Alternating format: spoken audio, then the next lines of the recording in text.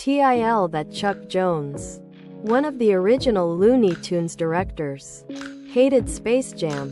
In particular, he took issue with the premise that Bugs Bunny would ask others for help in fighting the Monstars and believed Bugs would have fought them himself. I didn't know that he was still alive at the time when that movie came out.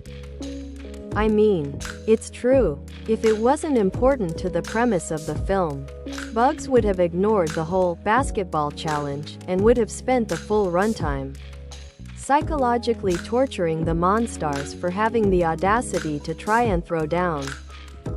Bugs has said pretty much the same thing in multiple interviews. He only agreed to do Space Jam for the cash. His accountant had run off with most of his Looney Tunes money. Can't argue with Chuck Jones on this one. That was the whole point of Bugs Bunny. He minded his own business until you sang opera songs too close to him or whatever, and then he eviscerated you and humiliated your corpse. All by himself. Makes sense. Bugs literally sawed off Florida from the continental US. Some space monsters should have been a cakewalk. He's got a point. Bugs is pretty much exclusively self-reliant, and it is out of character for him. Till over 30 years ago, Paul McCartney agreed to be in an episode of The Simpsons in part if the producers met his demand that Lisa Simpson becoming a vegetarian would be a permanent part of the series moving forward. They agreed, and Lisa met Paul and Linda on Apu's rooftop garden. In the shade. I'm Sgt. Pepper's Lonely Hearts Club Man. I hope I will enjoy my show. Apu. Greater than Lisa decides to become a vegetarian after bonding with a lamb at a petting zoo. I mean, look at it. And for someone who's considered the family's conscience and always sticking to her morals and ethics, I'd say she's a great fit. Greater than Paul McCartney has confirmed that he still keeps tabs on the show to ensure Lisa remains a vegetarian. Greater than there's a hidden message in the episode. If you play the song Maybe I'm Amazed backward during the closing credits, you can hear a secret vegetarian recipe read by Paul McCartney. Greater than the recipe includes instructions for a lentil soup, a favorite of both Paul and Linda McCartney. Marge reading Ringo's letter is how I realized that Ringo narrated Thomas the Tank Engine. I saw quadruple A. I thought you loved me. Quote. Interesting part of the article. Lisa meets Paul and Linda McCartney on the Quickie Mart's rooftop garden, or Apu's garden in the shade, a reference to the Beatles' Octopus's Garden. Paul also suggests to Lisa to play his solo hit, Maybe I'm Amazed, backward, where she'll find a recipe for lentil soup. At the end of the episode, Maybe I'm Amazed plays over the credits. McCartney recorded a specially recorded backward message placed over the song. It's that recipe for lentil soup. And then the words, oh, and by the way, I'm alive. That references the Paul is dead rumors of the late 1960s. Still miss Apu. TIL that in the short story button, press button, get dollar, and someone you don't know dies.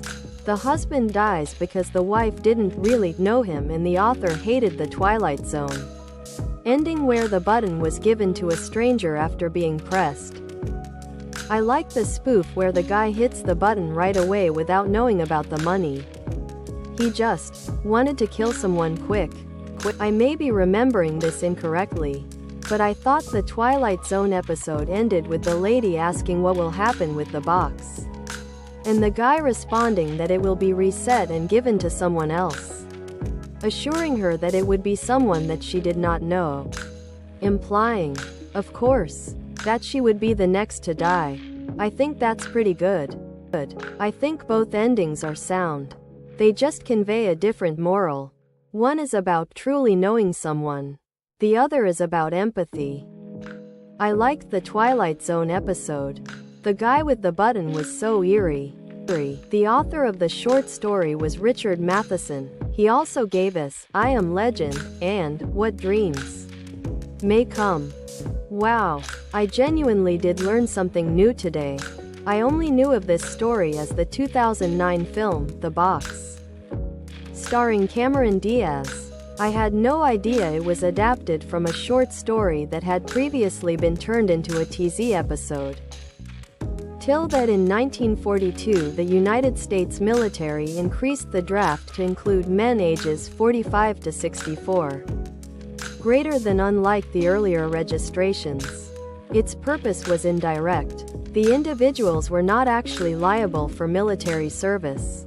This registration was essentially a very broad inventory of manpower and skills useful to the war effort, potentially bringing underutilized or unemployed men back into a more fruitful occupation, and allowing for the release of easily replaceable, younger, or more fit men to fight.